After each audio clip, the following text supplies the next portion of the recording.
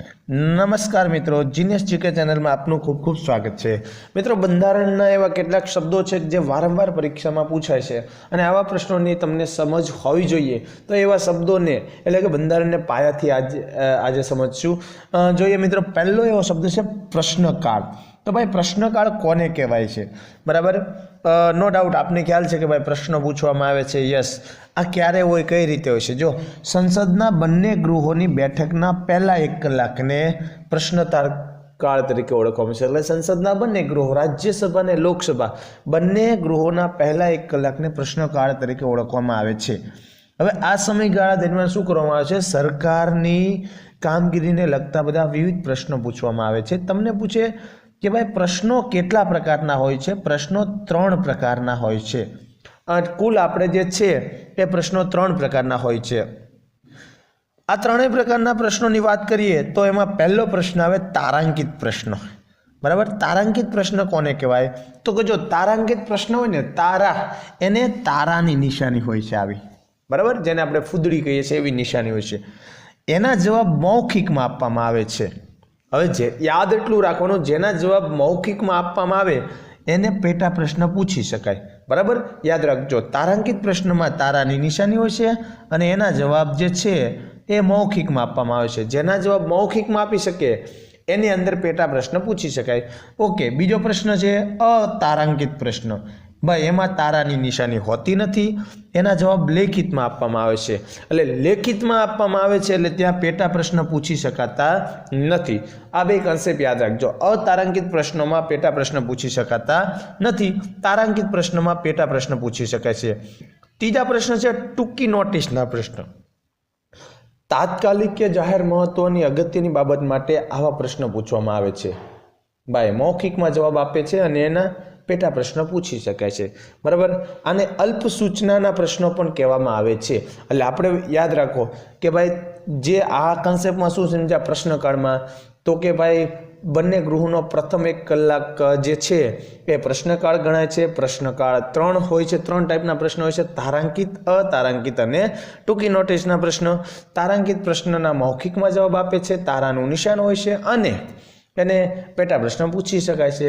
અતારાંકિતમાં પેટા પ્રશ્ન પૂછી શકાતા નથી। બરાબર, તો મિત્રો આ હતા આપણા ટૂંકી નોટ। હવે પ્રશ્નો વિશે અગત્યની બાબતની વાત કરીએ તો ભાઈ ગૃહમાં સભ્યો સીધા પ્રશ્ન ન પૂછી શકે। બરાબર, પ્રશ્ન પૂછવા માટે એને પહેલા મંજૂરી લેવી પડે, એટલે કે ગૃહના સેક્રેટરી જનરલને નોટિસ આપવી પડે।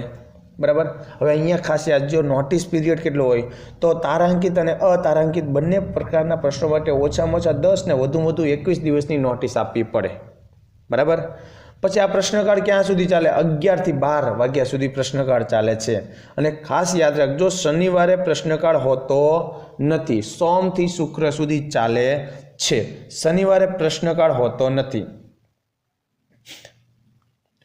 હવે લાસ્ટમાં રાજ્યસભાના જ્યારે અધ્યક્ષ એટલે કે સભાપતિ હમીદ અંસારી હતા, બરાબર, ત્યારે રાજ્યસભાની એક સમિતિની ભલામણ મુજબ પ્રશ્નકાળનો સમય 11 વાગ્યાની જગ્યાએ 12 વાગ્યાનો કર્યો।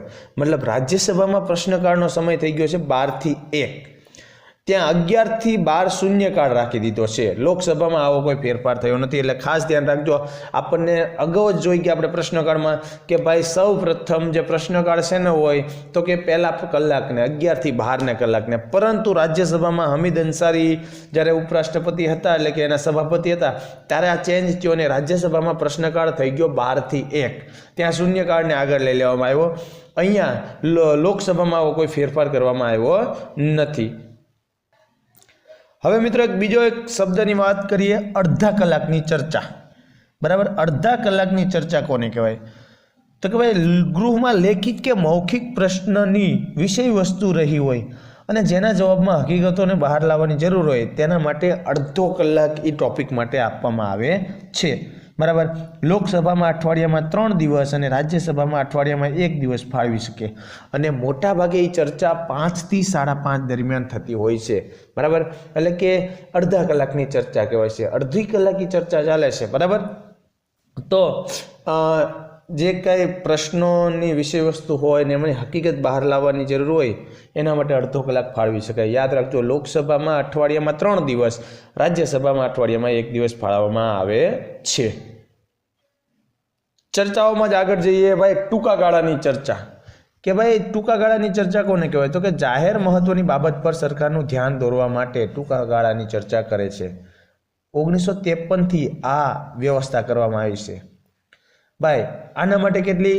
તો કે કોઈ પણ 2 બેઠકો ફાળવી, અઠવાડિયામાં 2 બેઠકો. આ બેઠકમાં 2 કલાકથી વધુ નહીં ને એટલો સમય, એટલે કે 2 કલાક મેક્સિમમ રાખવામાં આવે કે જે જાહેર મહત્વની બાબત પર સરકારનું ધ્યાન દોરવા માટે ચર્ચા કરવામાં આવે. અઠવાડિયામાં 2 વખત 1953થી સ્ટાર્ટ થઈ અને મિત્રો વધુમાં વધુ અહીંયા 2 કલાકનો સમયગાળો ફાળવવામાં. હવે મિત્રો જોઈએ શૂન્યકાળને.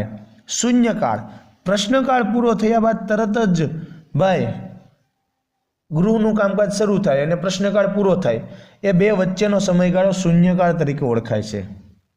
આમાં કોઈ જાણ કર્યા વગરના મુદ્દા તમે ઉઠાવી શકો છો. સંસદીય કાર્યમાં આ એક શૂન્યકાળ છે, વિશ્વને ભારતની દેન છે. જેમ આપણે શૂન્યની દેન આપી છે એમ શૂન્યકાળની પણ દેન છે. 1962થી અસ્તિત્વમાં છે. પ્રેસ દ્વારા એને 0 અવરનું નામ અપાયું હતું, એટલે એને શૂન્યકાળ પણ કહેવાય છે. ખાસ યાદ રાખજો, અહીંયા કોઈ જે છે મુદ્દાની જાણ કરવાની જરૂર નથી. અહીંયા એવા મહત્વના મુદ્દાને તમે ઉઠાવી શકો છો. પ્રશ્નકાળ પછી અને ગૃહનું કામકાજ શરૂ થાય એ પહેલાં શૂન્યકાળ વચ્ચે, બંનેની વચ્ચે આવે છે અને આ 1962થી છે. હવે શૂન્યકાળ વિશે થોડુંક સમજવા જેવું એ છે કે ભાઈ જનરલી આ પ્રશ્ન પૂછાય છે, જનરલી 12 થી 1 વાગ્યાનો સમય શૂન્યકાળ હોય છે. હવે જો એકચ્યુઅલી 12 થી 1 જ નથી, એ તો સમાચાર પત્રો દ્વારા આપવામાં આવેલું છે. ઘણીવાર 5 થી 15 મિનિટ સુધી પણ ચાલે છે. અહીંયા કોઈ સમય મર્યાદા નિશ્ચિત નથી, એટલે કે આ 2 થી 4 વાર પ્રશ્ન પૂછાઈ ગયો છે કે શૂન્યકાળ માટે કેટલો સમય નિશ્ચિત છે. જો સમય કોઈ નિશ્ચિત નથી. હા, એ મીડિયા દ્વારા 12 થી 1 ને એ બધું કહેવામાં આવે છે, 1 કલાક ચાલે છે. હકીકતમાં શૂન્યકાળ માટે કોઈ ચોક્કસ સમયગાળો નક્કી કરેલો નથી. એ બાબતને ખાસ ધ્યાનમાં રાખવી. શૂન્યકાળ માટે એક પણ જાતનો જે છે આપણે સમયગાળો નક્કી કરેલો નથી. મિત્રો, આ આપણે એક બંધારણની નવી શરૂઆત હતી. જો તમને આ વિડીયો ગમ્યો હોય તો લાઇક કરો, શેર કરો, સબસ્ક્રાઈબ કરો, તમારા મિત્રો સુધી શેર કરો, બરાબર. અને હા મિત્રો, કમેન્ટ મારવાનું ભૂલતા નહીં.